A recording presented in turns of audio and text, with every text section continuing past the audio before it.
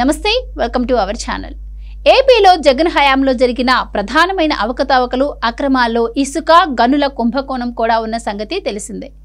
అయితే జగన్ రెడ్డి నియమించుకున్న గనుల శాఖ మాజీ ఎండీ కనుసన్నల్లోనే శాఖలోని అన్ని కుంభకోణాలు జరిగాయి. ఇప్పుడు కూటమి ప్రభుత్వం అధికారంలోకి రాగానే అక్రమార్కుల భరతం పడుతూ ఉండగా ఇసుక తవ్వకాలకు సంబంధించి పలువురిపై కేసులు కూడా నమోదు చేసింది.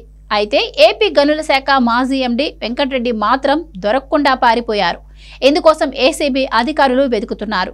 కూటమి ప్రభుత్వం అధికారంలోకి రాగానే చేసిన ఐఏఎస్ ఐపీఎస్ అధికారుల బదిలీలలో భాగంగా ఈ వెంకటరెడ్డిని ప్రభుత్వం పక్కన పెట్టిన సంగతి తెలిసిందే.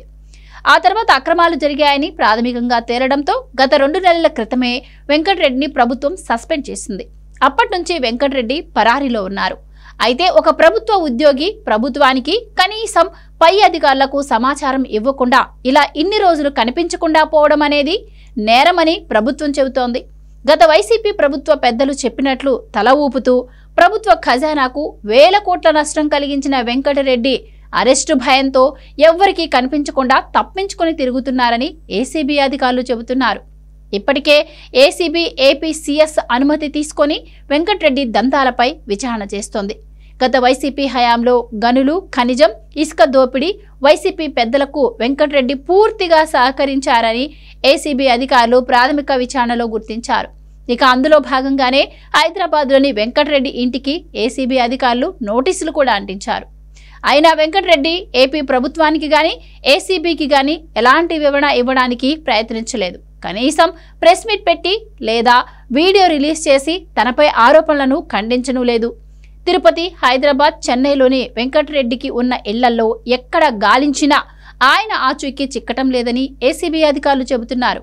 ఈయన కనుసన్నల్లోనే జేపీ పవర్ అనే సంస్థ గత వైసీపీ ప్రభుత్వంలో భారీ ఎత్తున ఇసుక టెండర్లను దక్కించుకుంది. ఈ సంస్థ సుమారు 800 కోట్ల రూపాయలు జగన్ ప్రభుత్వానికి చెల్లించాల్సి ఉంది.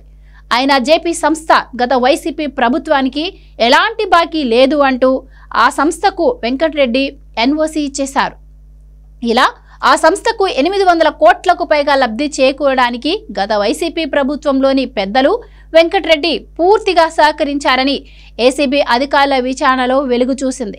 అయితే వెంకటరెడ్డి ఇదే నెల 31వ తేదీ రిటైర్ కావాల్సి ఉంది. అప్పటిదాకా పరారీలోనే ఉంటారనే అభిప్రాయాలు వ్యక్తమవుతున్నాయి.